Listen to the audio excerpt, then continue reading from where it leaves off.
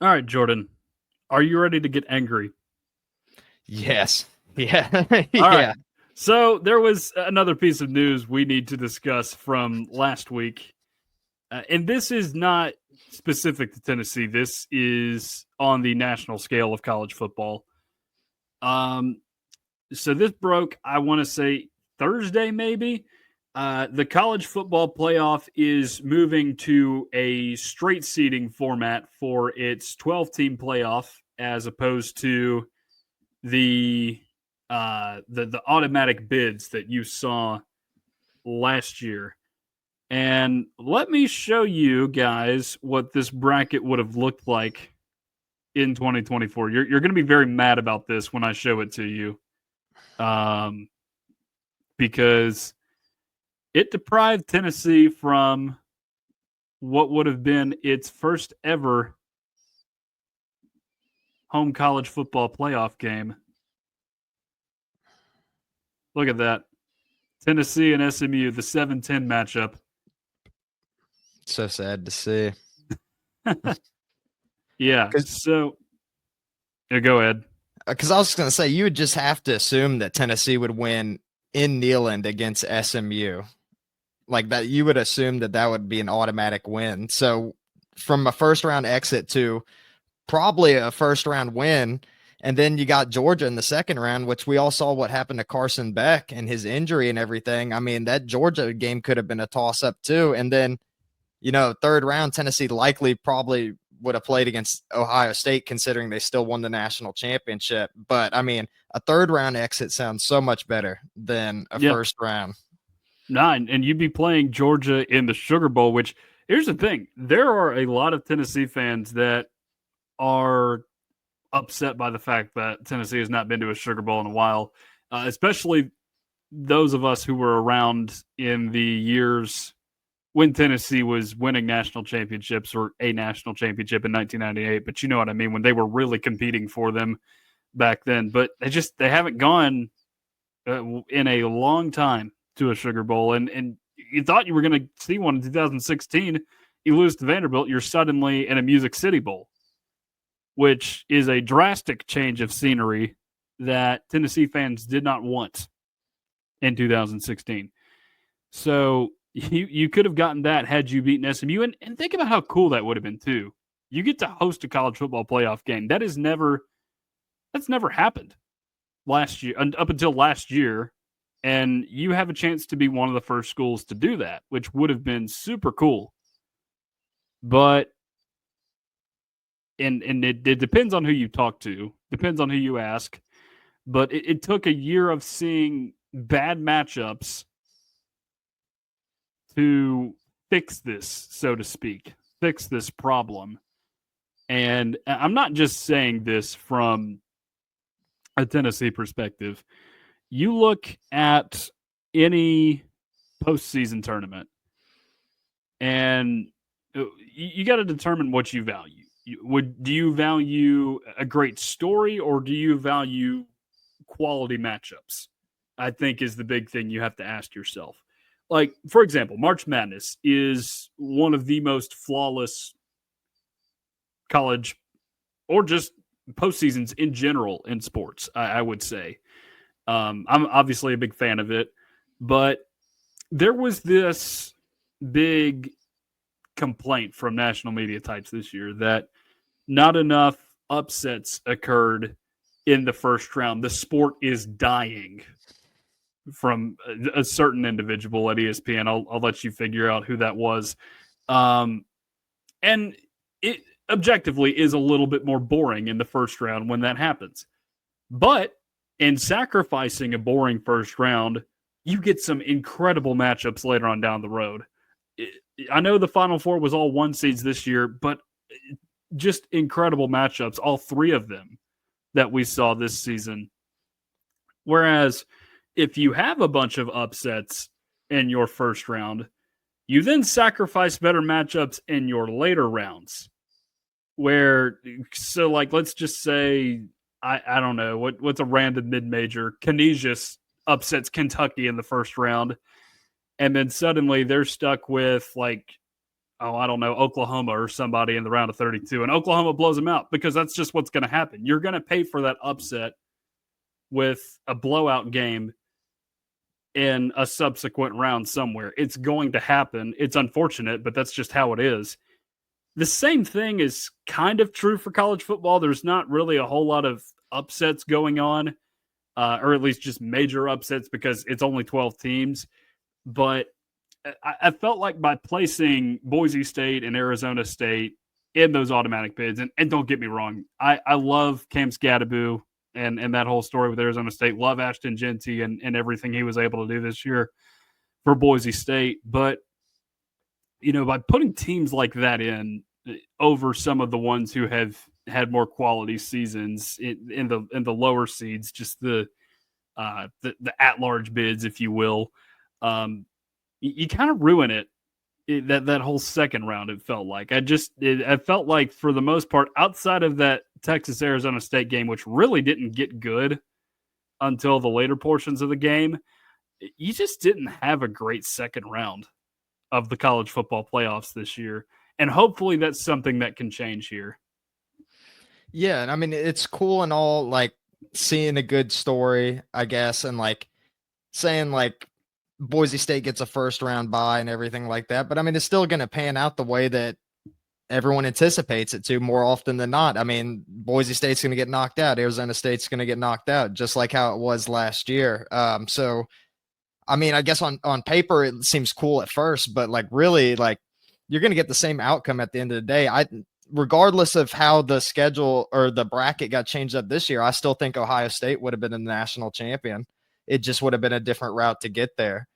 But I don't know. I'm glad that the NCAA has changed the brackets on here in the committee, because I think it makes more sense to go by a rank by rank basis. So that means like the top 4 teams would get the buys instead of the conference champions and stuff. And, like some of these conference champions, they barely even made it there to begin with. So do they really deserve a bye week? I mean, not in my opinion.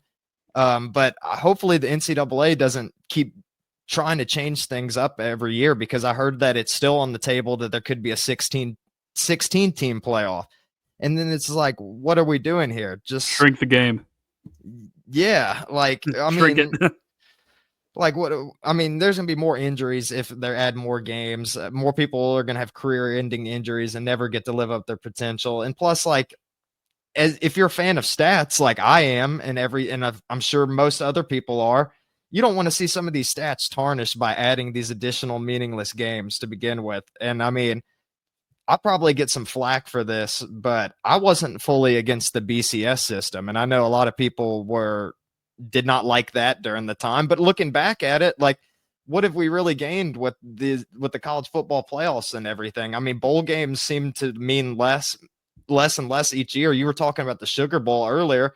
Do people even care if they win the Sugar Bowl this year? They do now, because it's a part of the college football playoff. Well, that's why. But the Sugar Bowl used to be its own thing. It used to be like a consolation prize. Like, you know what? You weren't national champions. Well, hey, at least I can hang my hat at home saying that I won the Sugar Bowl. But I mean, that doesn't really mean as much anymore. And that's one thing that I miss from college football. I hate having to go into every season being like, it's college football playoffs, national championship, or bust. Like, it would be nice to be happy with some of the smaller victories, but it's hard to do that. And especially when they have all these made up bowl games too that are coming out each year. Like, all you have to really do is win like five games and you're in in some occasions. Yeah. In some cases, if you have the right academic progression rate, which, by the way, I did see where Akron has now got a postseason ban because theirs was too low. I've never seen that before. Not that they were making it anyway, because Joe Moorhead has been terrible there. Wild to think that he was a half decent SEC coach at Mississippi State. I know they fired him after 2 years, but 14-12 at Mississippi State is not the worst you can do. I mean, look at where they are right now. But and in some cases too, the funny thing is the bowls that are being called meaningless by certain people, they have been some of the better games in the postseason compared to the college football playoff. Like, and again, you needed to get the New Year's Six into the college football playoff for good, because what happened with Georgia and Florida State at the end of 2023 is frankly unacceptable. You should not have a fifth and sixth best team in the country in a 65-3 blowout game or whatever that was. You should never see that in any kind of bowl game. But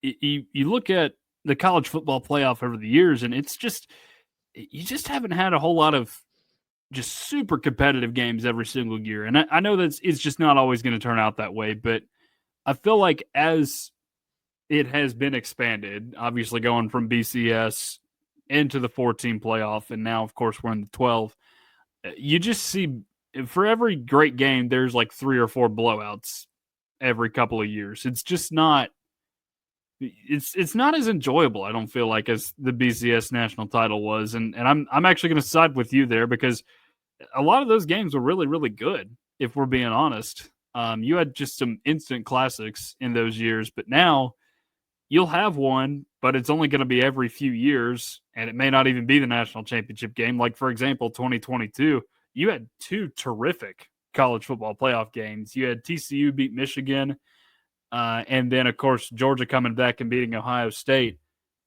2 incredible games. You get a 65-7 national championship between Georgia and TCU. So I'm not saying that, the straight seeding will completely eliminate the blowouts, but we can at least make an effort to keep some of the blowouts in the earlier rounds, as opposed to, getting to the national championship game and it just being a foregone conclusion. Yeah, and it also makes you think, like, are these the 2 best teams playing in the country when it's that big of a blowout? Because I remember watching that Georgia TCU game, and man, like, was that like very hard to watch? I'm pretty sure during the game, Georgia players were eating food on the sideline, weren't they? They're eating food, Probably like eating their joking orange around. peels. Yeah. Yeah, I'm pretty sure they were like snacking. They got someone to go to the concession stand for them during halftime, and like, you don't want that for a No. national championship. The Super Bowl's never like that. No. I mean, like, except for maybe like that Broncos Super Bowl, like, Yeah, with the I do remember that Seahawks. one. But outside of that, I mean, they've been pretty competitive for the most part, and you want to see that from your championship games. And I feel like you would have seen that more if you had the BCS. I remember the first national championship I ever watched on TV was the first one of Nick Saban's dynasty with Alabama, and it was Texas versus Alabama, and that was a crazy good game. I mean, if Colt McCoy didn't get hurt, who knows how that game would have turned out. But I mean, you had like a fumble. I think it was a fumble recovery touchdown by Marcel Darius, and lots of big things going on during that game. And and in the later years, you had several instant classics, like that Auburn-Oregon game in 2010. Oh yeah. You're going out with a bang in 2013, and with Auburn and Florida State, Jameis and that crazy comeback, like that was the last BCS national championship game, and honestly, it's one of the better ones here lately, just in terms of national championships. Like, I'm just trying to think. The Bama Clemson game in 2016 was fun. And then 17, Bama and Georgia, that was really, really fun. Second in 26. But outside of that, you haven't had very many close ones. And I think that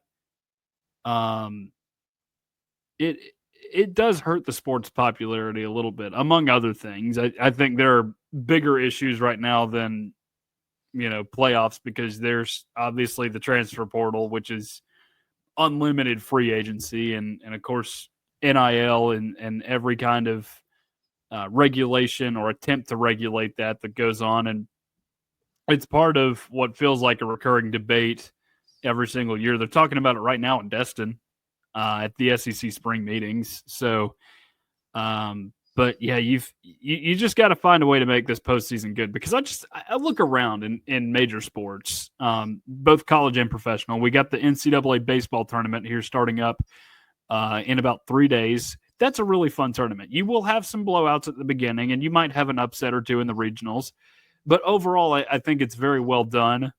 And obviously, there are some second chances involved too, like loser bracket games and whatnot.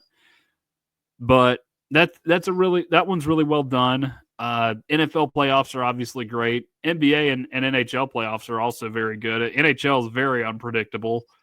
MLB is a little bit difficult just because, football is starting up and I don't want to say forgotten about necessarily, but it's just kind of taken a back seat at that point.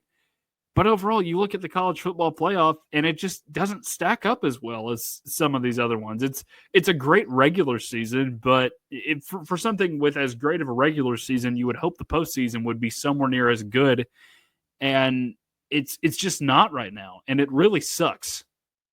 Yeah, I mean, you could argue that college football has the worst playoffs out of all the other sports that you mentioned right now.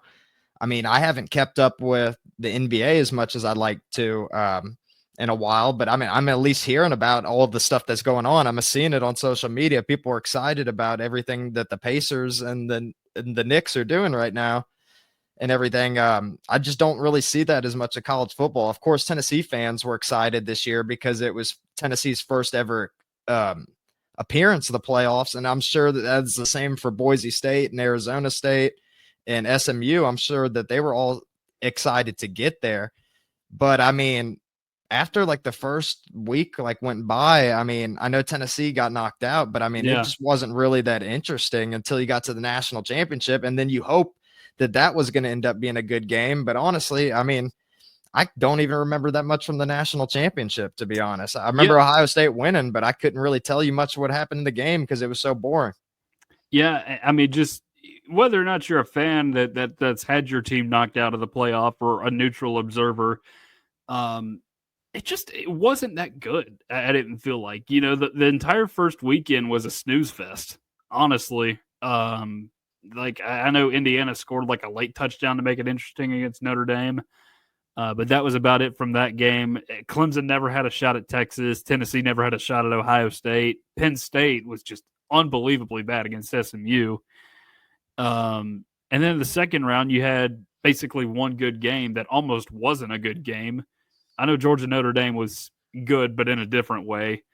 And really, that Penn State Notre Dame game in the semis was far and away the best game in that entire college football playoff because the Texas Ohio State game was okay. You had that late scoop and score by Jack Sawyer to win that one and win it by 2 touchdowns. I mean, but you had that one, and then the national championship. It didn't really do a whole lot for me. So that's what 1.5 out of 11 games that I would call interesting.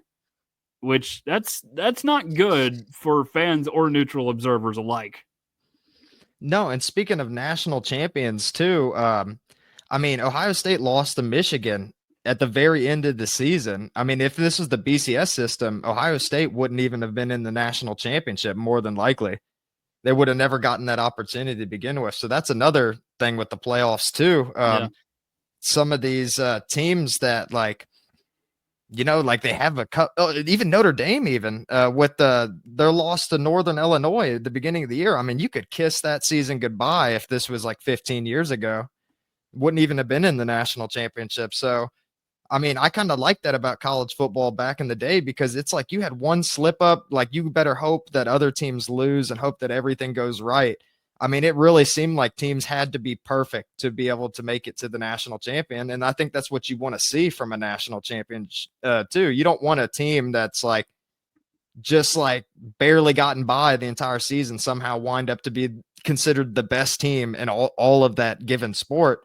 I mean, I don't know. It's just not as interesting to me. Most of the time in the sport, like the best team wins. And I still think Ohio State probably was the best team from this past season, but Yeah. still, it would have been interesting to see. Like, I don't know, maybe they would have played a better game against Michigan. Maybe Notre Dame wouldn't have overlooked Northern Illinois if they had the normal BCS implications on there. Yeah, that I think is something that you can argue both ways for because Ohio State, both from just a performance perspective at the end of the year, and then just looking at the talent that they brought in the, I guess, 2024 offseason, they were the best team when they felt like it. I do agree with you though. I think the weight of the regular season needs to be a little bit more than what it is right now. Because I kind of like the aspect of only playing of playing a team and just not seeing them again the rest of the year. I do kind of like that, and I know the NFL is not necessarily like that, but you know, Ohio State, of course, was motivated to go out and play Oregon because they had lost a close game up there in Eugene earlier in the year, so they stomped on them in the Rose Bowl because they're super motivated, and it's hard to beat a good team twice. So there are parts of it I like, and there are parts of it I don't. I can listen to an argument on either side, but I don't have too many complaints about the fact that you're letting some of these teams with one loss in. And then obviously 2 lost teams are a thing as well, but I don't necessarily mind that as much just because I can hear either side of it just fine, I feel like. I mean, but what if Clemson was to win the national championship this past season? Like, how chaotic would that have been? Yeah, and I get where you're coming from, but like that team was just not good enough to have done it. I don't feel like, because what were they 10-4 overall, and the one playoff team they had seen during the regular season just destroyed them too. It was Georgia, because the ACC essentially got 2 teams in because one team had a good enough resume in the regular season to get in and was not going to be punished for losing a conference championship game. And then Clemson snuck in there, which is another reason why I'm glad some of these auto bids are going away. Cause like the ACC was just so bad this year that you had a Mountain West team sneak up into those top 4 spots with the automatic bids, and that is something you've got to prevent from happening. There's no way that was Boise State, were they the 3 or the 4? It was them and Arizona State were the 3 and the 4. There's just no way either of those 2 teams on any planet are the 3rd and 4th best teams in college football any year. I don't care what year you're talking about, just because they might have a really good team, but they're going to cave in at some point. You know they are. Yeah, and it's more so just like, hey, like it's great that y'all made it to the playoffs and everything. We'll give you this first round bye so it looks really good, but we all know that you're going home that next week. Like, didn't we use Cincinnati as the sacrificial lamb back in 2021 for this stuff? I felt like we should have learned from our mistakes at this point. Yeah, for sure. And then now they're still talking about adding more teams to it. It's like, does the NCAA want it to get to a point to where players are sitting out so they can be fresh for the playoffs? Like, certainly, I mean, no one would want to see that at that point. I was disappointed this past season. I'm not even a huge NFL guy, but man, did I want to see Saquon Barkley beat that rushing record. And when I found out that he was sitting out during that game, I was very disappointed. I wanted to witness history. And I get it with the Super Bowl being on the line. And the thing is, I would maybe get it if the national championship came onto the line, but I don't want that to be an option to begin with in the first place. Like, you want to see your teams competing 100% of the time and giving all their effort and trying to be the best that they can, and not have slip ups. I mean, I don't know. It'd just be a more interesting product to me if teams are more stressed out about not being able to make it to the playoffs. Yeah, because – and I don't know. Part of it is with the revenue sharing and some of the other stuff that is enabled just through the transfer portal and NIL that you're going to see some funky losses every now and again. And that's part of the reason why, when just looking back at Tennessee's loss to Arkansas, as bad as it looked at the time, you're going to see some funky losses with some of this stuff coming up. It kind of, in a way, makes it more even, but it also doesn't too. I don't know how to explain it exactly. We're still kind of seeing the experimental phase of this.